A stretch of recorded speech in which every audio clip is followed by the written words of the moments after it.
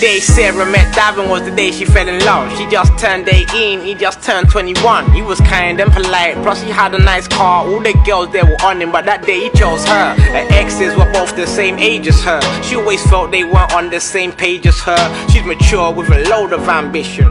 Uni next year to be a pediatrician. Davin's doing well, an IT technician. Swear she couldn't find a better man if she wished him. With him 6 days, 7th day she'll still miss him. Her last thing was popular, but this thing was different. It's full grown, still together 1 year on. Happier than ever in the place they both call home. Then one day everything could change. She came to find out she had the baby on the way.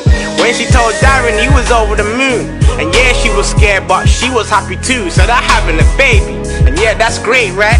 Well, let me show you how the baby changed her whole life. It's like the minute she was pregnant, Davin got obsessive. From sweet and polite to abusive and aggressive. First she put it down to being overprotective. Soon she figured out he was just being jealous. She never understood though, to her it was crazy. A grown man jealous of an unborn baby, so used to having all of her attention.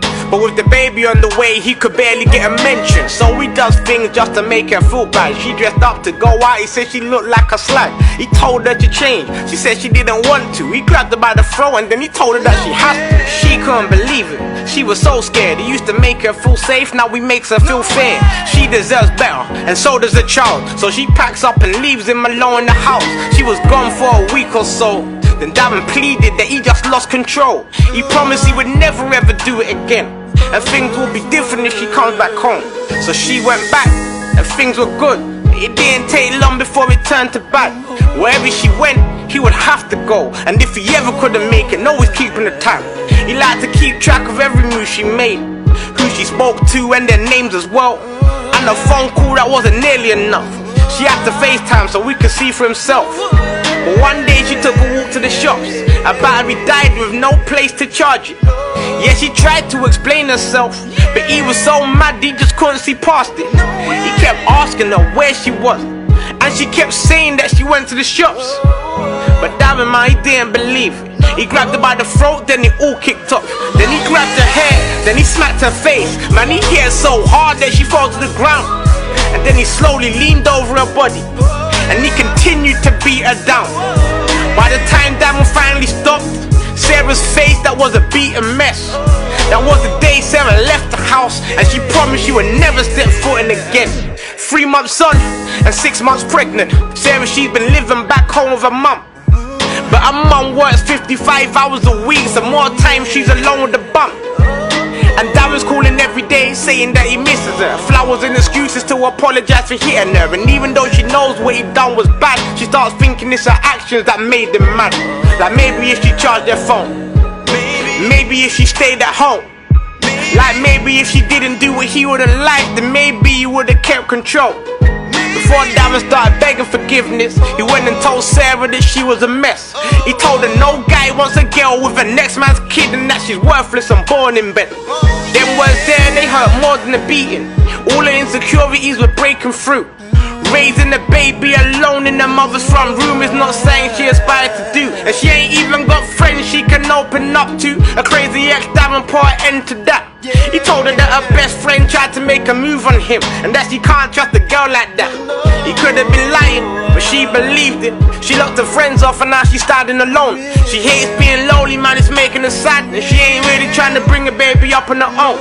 Despite it all, she still loves Davin. She knows he's not perfect, he's far from that. But this time he made a promise on their unborn child, it will be different if she takes him back.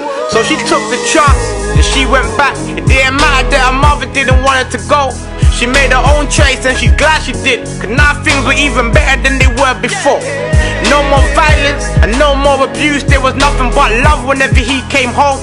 She was his queen and he was a king, and their little baby boy would be the heir to the throne. One day everything could change though. Davin went out and left his phone behind. Now Sarah couldn't help herself, but she wasn't quite prepared for what she happened to find. It turned out that Davin's been cheating, and not just now but the whole of the time. See, that was that. Her bags were packed, cause she'd rather be alone than to live in a life. With her heart fully broken, she's ready to leave. And at that very same point, that's when he walks in. She confronts him straight and says her heart's in pain, and that she never in her life would have done that to him. Said it's not his fault, she should blame herself. It was our own risk to go and search his phone. She can't take no more and heads towards the door, but he blocks her in the path to stop letting her go. He told her that the day you was pregnant with my child, from that day there you belong to me. See, I allowed you to walk out them last 2 times, but this time I ain't letting you leave.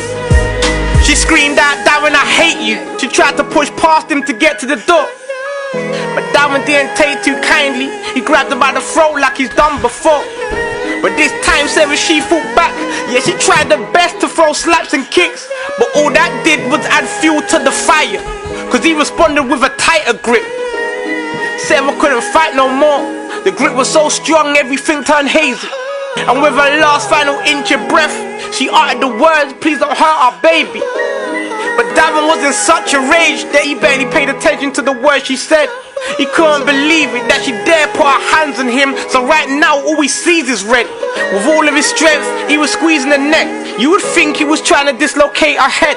He finally calmed down and put his hands down, but it was too late, cause Sarah was dead.